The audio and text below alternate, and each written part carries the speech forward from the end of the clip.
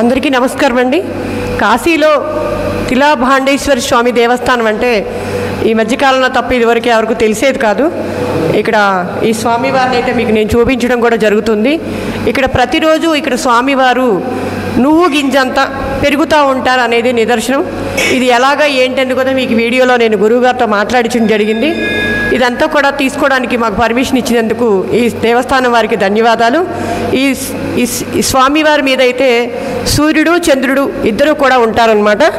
ఇది కూడా నేను వీడియోలో చూపించడం జరుగుతుంది.